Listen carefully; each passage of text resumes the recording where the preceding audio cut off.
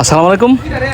এই যে দেখতে পাচ্ছেন এতগুলা মানুষ, এটা হচ্ছে মাদকের বিরুদ্ধে যে সোচ্চার হওয়া, মাদকের বিরুদ্ধে প্রতিরোধ গড়ে তোলা, মাদকের বিরুদ্ধে সচেতন হওয়া একটা দৃষ্টান্তমূলক এই শাস্তি। আর আমরা আছি ইব্রাহিমপুর গ্রাম, সলাবাদ ইউনিয়ন, বেলাবন নরসিংদী।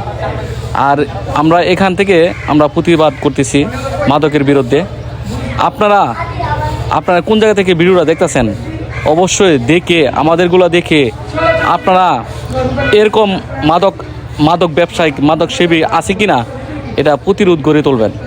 আপনার জায়গা থেকে প্রতিরোধ করবেন, যাতে আমাদের ছেলেফেলেগুলি নষ্ট না হতে পারে, আমাদের ছেলেমেয়েরা নষ্ট না হতে পারে, আমাদের দেশ নষ্ট না হতে পারে, আমাদের রাষ্ট্র নষ্ট না হতে পারে, মানুষের আদর্শ ব্যক্তি, আদর্শ লোক হিসাবে গড়ে উঠতে পারে, লেখাপড়ার শিক্ষায় শিক্ষিত হতে পারে। এই সুযোগটুকি যাতে না পায় সেবনকারী, এই যে মাদক সেবনকারী যাতে সুযোগ সুবিধা না পায়, এই সুযোগটা আপনারা সবাই সোচ্চার হবেন এবং আমাদের এখান থেকে প্রতিরোধ গড়ে তুলতেছি। আর আপনারা চাইলে আপনারা এখান থেকে এভাবে প্রতিবাদ করবেন মাদকের বিরুদ্ধে।